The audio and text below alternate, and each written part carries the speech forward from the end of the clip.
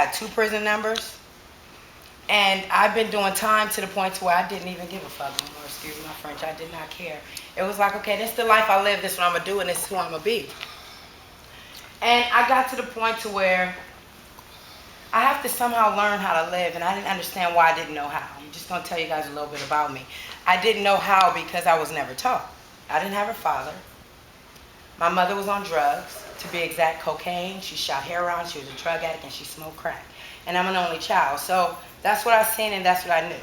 So it was like, okay, I live in the projects, and I'm teased as a child. They was calling me ugly, and oh my God, I was just, all kind of names. My name's LaSonya, so they call me LaSonya. I had a hard life, I promise. But then I got to a point as I got older, because now I become a drug addict. I started, how many of you guys, by show of hands, use weed or alcohol before? So that's where I started. I just want to put that out there. That's where I started. And I don't know, just one day, I think I started when I was like 9. I was smoking weed. And by the time I was 14, I was already lacing it with crack cocaine because my friends were. And that was the thing. Like I started smoking crack at about the age of 10. I was the weed with the crack and the, what you call them, primos or whatever you call them. But Grimmies. Yeah. And it's a trip because then I felt not alone anymore. I felt like I don't need a brother and sister. I'm good. You ain't got nothing. You know what I mean? And that's how my life went, to the point to where I started attracting these dope dealers. So now I got children by dope dealers. I had a drug baby who's now 19. I have a 17-year-old who's now incarcerated. He's been incarcerated a month, never been in trouble in his life, but now he's incarcerated. And now I just got out, and I'm trying to do something totally different. Now, when I first left prison, I said, you know what? I don't know how to cook. I don't know how to drive. I don't know how to do nothing. I need to teach myself, because I was never taught, how to do this stuff. But how and where do I start? Where's the resources? So from prison, I decided to put myself in a drug program. So I went to a drug program they call FOTAP. I did that for 15 months. I never had a job in my life. Now, mind you, this was recently. I was 35. Never had a job in my life. I get to the program, I completed it, I get off parole, my second number. And I said, you know, it's got to be a different way to live. So what I'm going to do is I'm just going to hang with the people who don't use drugs. Duh. You know, get with some winners and figure out what they doing and how I could do it. So then I met my best friend who decided she wanted to teach me how to drive. So by now, I graduated the program, I got a job. 3 months after I was there, I was supervisor. I don't know how that happened. Please don't ask me how that happened. But I was scared to death because I had never lived or I had never had a job. So I walked away within 6 months. I walked away from my job because I didn't know how to be responsible, I guess. I'm a fear of success type female, but yet I'm a fear of failure type female because I'm scared to fuck up when I'm doing good. And when I'm doing good, I'm scared, well, what if I make it? Or what if I get this job and, you know, everybody get nervous in speaking or get nervous in working. What if I get this job and my boss don't like me or my coworkers don't like me? I don't know how to feel or how to deal with that, so I run. And I run back to drugs. I hadn't been incarcerated. I stayed clean 5.5 years. I went to look for an apartment because I have a disabled child due to drugs. I went to look for an apartment, and I was clean 5 years when I first started. And only because 2.5 of those years was done in prison. But I was clean, and they, because of my background, denied me. I've never had an apartment in my life. I've never lived alone in my life. I've never had an apartment. So it was like, okay, maybe I can grow up now. I bought a car and just started driving. Oh my God, you should have seen how many times I got pulled over. And all I had was a permit. He said a license? I'm scared to take the driver's test. I'm not going to do it. Still, I don't have a license because I'm afraid to take the driver's test. So I ended up losing my 2 jobs, 2 cars, and 2 bank accounts in 2 months. Imagine that. So again, I say if your life is on the right track, you guys, obviously we're on a college camp, right?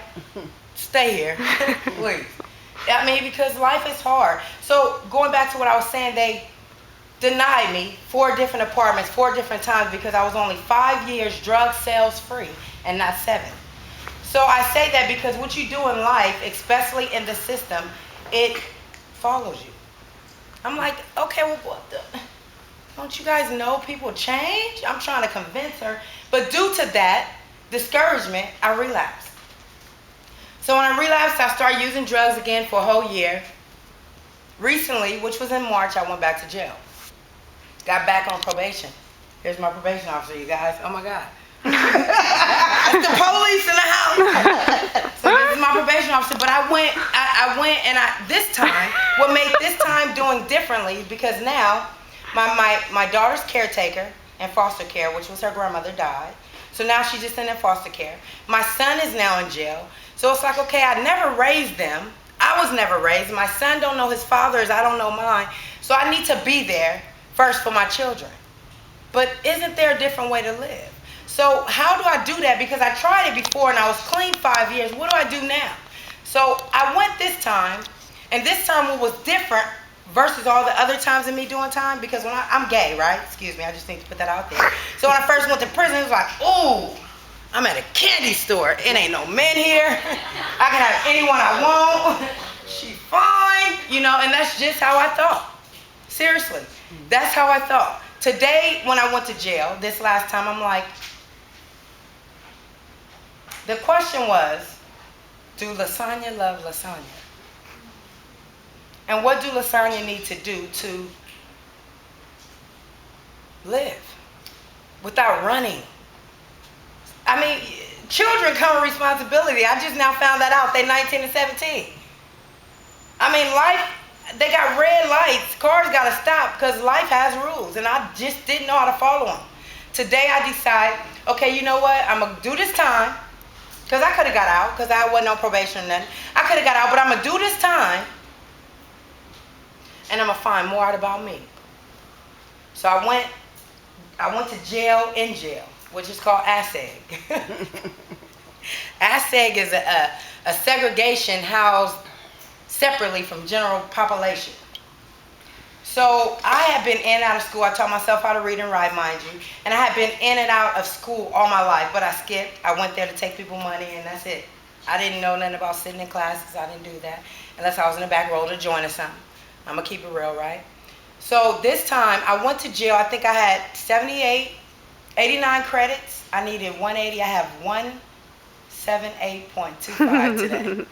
And I'm so happy to say that, because in 2 weeks, I'm going to get a diploma. But I'm 38, guys. Come on. Come on. I'm 38 years old. It shouldn't take that long. And I go visit my son every day, to where I'm like, okay, you know what? You can blame me like I blame my parents all my life. You could blame your parents, or you can start here, because he was facing 13 years and 2 strikes for a robbery. You can take that, learn something.